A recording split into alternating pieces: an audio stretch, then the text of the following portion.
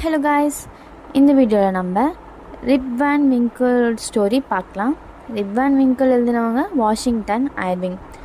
So இந்த story எதை பற்றினது அப்படின்னு பார்த்தீங்கன்னா, ரிப் வேன் விங்கிள் அப்படின்னு ஒருத்தர் இருக்கார். அவர் எங்கே இருக்காருன்னு பார்த்தீங்கன்னா, கேட்ஸ்கில் மவுண்டெயின்ஸ் அப்படின்ற ஒரு மவுண்டெயினுக்கு கீழே இருக்க வில்லேஜில் தான் இருக்கார். இவர் என்ன பண்ணுவார்னா, இப்போ அந்த ஃபாரஸ்ட்டுக்கு போயிட்டு ஒரு நாள் தூங்கிடுவார். தூங்கிட்டு 20 வருஷம் கழித்து தான் எழுந்துப்பார். அதாவது எவ்வளோ லேட்டுனா, அவர் எழுந்ததுக்கப்புறம் பார்த்தா அந்த அமெரிக்கன் ரெவல்யூஷனே எண்ட் ஆகிட்ருக்கும். இப்போ வாங்க அந்த ஸ்டோரி பார்க்கலாம். ஸோ இந்த ரிப் இருக்கார் பார்த்திங்களா, அவர் எப்படிப்பட்ட ஒரு ஆள் அப்படின்னு பார்த்திங்கன்னா, ரொம்ப ஒரு லேசியான பர்சன். அவர் வீட்டுக்கு அவரோட ஃபார்முக்கு அவங்களோட குழந்தைங்களை பற்றி அவருக்கு கவலையே கிடையாது. எந்த ஒரு வேலையுமே செய்ய மாட்டார். அவங்க ஒய்ஃப் எந்த ஒரு வேலை சொன்னாலும் செய்ய மாட்டார். அதனால் அவங்க ஒய்ஃப் என்ன பண்ணுவாங்கன்னா, எப்போ அவர் திட்டிக்கிட்டே இருப்பாங்க. இவர் அதனால் என்ன பண்ணுவார்னா, சரி இவங்க திட்டுற டைம்லாம் பார்த்துட்டு இவர் எப்பவுமே கிளம்பிடுவார், வெளியே கிளம்பிடுவார். ஒன்று போயிட்டு இவர் பண்ணுற வேலைலாம் என்னென்னு பார்த்திங்கன்னா, ஒன்று கன் எடுத்துகிட்டு போய் ஹண்ட் பண்ணுவார். இல்லைனா ஒரு ராக் மேலே, பாறை மேலே உட்காந்துட்டு ஃபிஷ் பண்ணுவார் ஹோல் டேக்கு. இதுதான் இவர் பண்ணுற வேலை. ஆனால் இவரோட கேரக்டர் எப்படி அப்படின்னு சொல்லிட்டு பார்த்தீங்கன்னா, இவர் ஒரு நல்ல நெய்பர். எல்லாருக்குமே இந்த ஊரில் இருக்கவங்களுக்கெலாம் எல்லா உதவியும் செய்வார். அந்த மாதிரி அதனால் ஊரில் இருக்க குழந்தைங்களுக்கும் மற்ற வீட்டு உமனுக்கும் ரொம்ப அவரை பிடிக்கும். அவர் ஒரு கைண்ட் நெய்பராக தான் இருக்கார். அவங்க என்ன ஒரு வேலை சொன்னாலுமே அதெல்லாம் போயிட்டு நல்லா செய்வார். அவங்க ஒய்ஃப் சொன்னால் தான் செய்ய மாட்டார் எதையும்.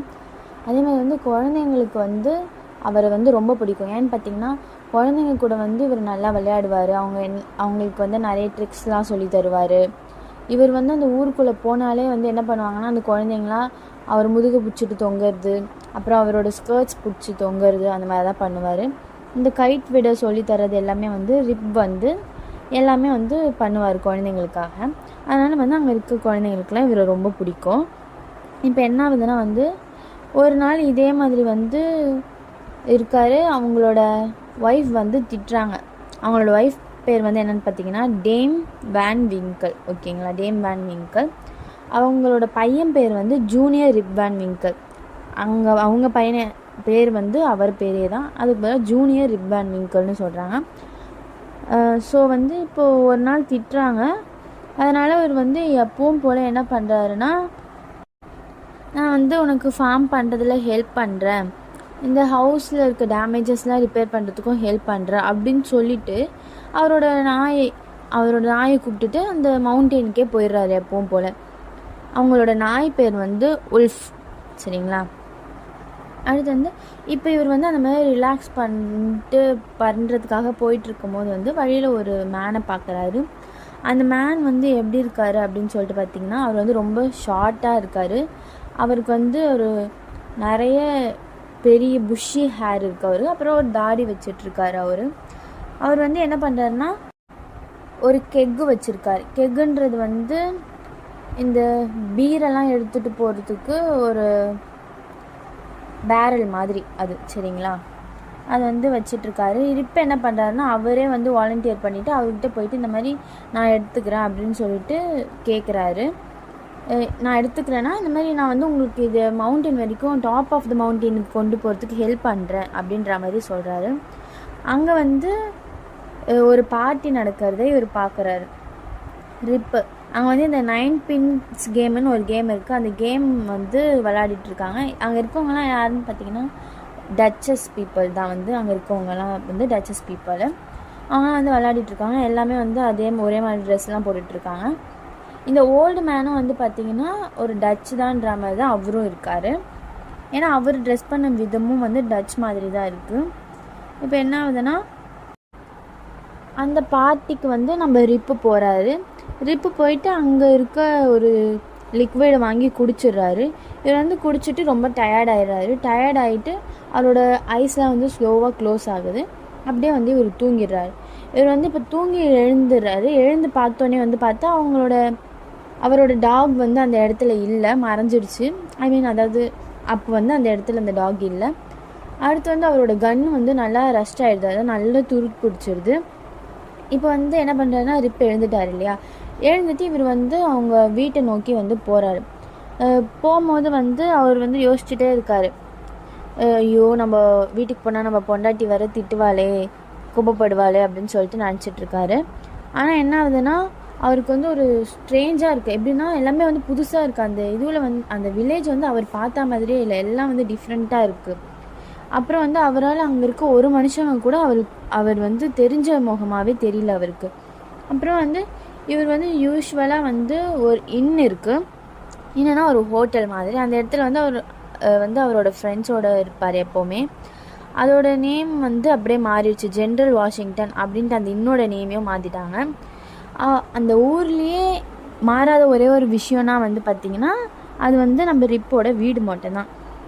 இப்போ வந்து என்ன பண்ணுறாங்கன்னா ஒரு பொண்ணு வந்து பார்க்குறாரு இவர். அந்த பொண்ணு வந்து இவர் வந்து பேசும்போது தான் தெரியுது.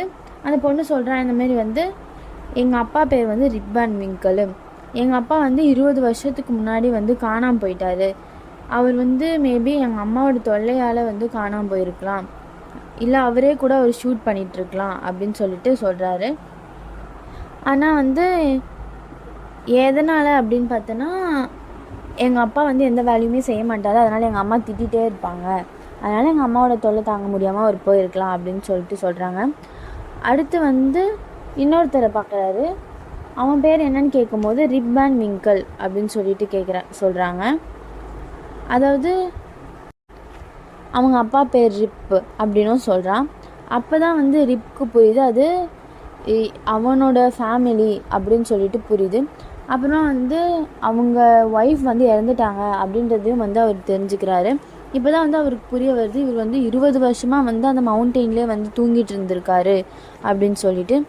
அப்புறம் தான் அவருக்கு வந்து திடீர்னு தெரியுது, அவரோட தாடி வந்து அவரோட கால் அளவுக்கு வந்து வளர்ந்துருக்கிறது வந்து அவருக்கு அப்போ தான் தெரியுது திடீர்னு. இந்த மாதிரி இருக்கும்போது என்ன ஆகுதுன்னா அவர் வந்து ஒரு ஹிஸ்டரியனை வழியில் பார்க்குறாரு. அப்போ வந்து அவங்ககிட்ட வந்து இவர் வந்து எப்படி இருந்தது, அமெரிக்கன் ரிவல்யூஷனுக்கு முன்னாடி எப்படி இருந்தது அதெல்லாம் பற்றி வந்து இவர் சொல்கிறாரு. இப்போ எப்படின்னா வந்து அந்த ஊர்லேயே ஒரு பெரிய ஆளாக வந்து ரிப்பை பார்க்குறாங்க. ஏன்னா வந்து அமெரிக்கன் ரெவல்யூஷனை பற்றி தெரிஞ்ச ஒரே ஆள் வந்து இப்போ இந்த ஊரில் வந்து, அதாவது அமெரிக்கன் ரெவல்யூஷனுக்கு முன்னாடி என்ன நடந்தது, எப்படி இருந்தது கண்ட்ரி அப்படின்னு தெரிஞ்சது வந்து ஒரே ஆள் வந்து ரிப் தான். இப்போ வந்து அவர் வந்து எந்த ஒரு விஷயத்த சொன்னாலுமே வந்து எல்லோரும் ரொம்ப கவனமாக கேட்பாங்க. ஸோ வந்து இவர் வந்து இப்போ அந்த ஊர்லேயே வந்து ஒரு பெரிய ஆளாக இருக்கார். கைஸ், அந்த ஹிஸ்டோரியன் இருக்கார்ல அவர்கிட்ட வந்து இந்த மாதிரி ரிப் வான் வந்து இந்த மாதிரி எல்லாமே சொல்வார் அவரோட கதையை. அப்போ வந்து அமெரிக்கன் ரெவல்யூஷனுக்கு முன்னாடி என்னெல்லாம் நடந்தது இந்த மாதிரிலாம் விஷயம்லாம் சொல்லிகிட்டு இருக்கும்போது அந்த ஹிஸ்டோரியன் சொல்லுவாங்க, இந்த மாதிரி ஹெட்ரிக் ஹட்சன்ன்றவர் வந்து நார்த் அமெரிக்காவை கண்டுபிடிக்கிறதுக்காக நிறைய ஹெல்ப் பண்ணியிருக்காரு. அவரோட பேரை தான் வந்து ஹட்சன் ரிவருக்கு வச்சுருக்காங்க.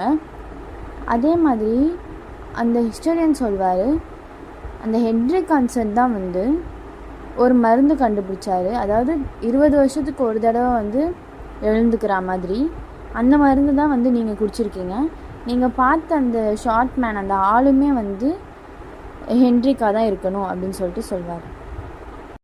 ஸோ அவ்வளோதான் இதோட சம்மரி. தேங்க்யூ.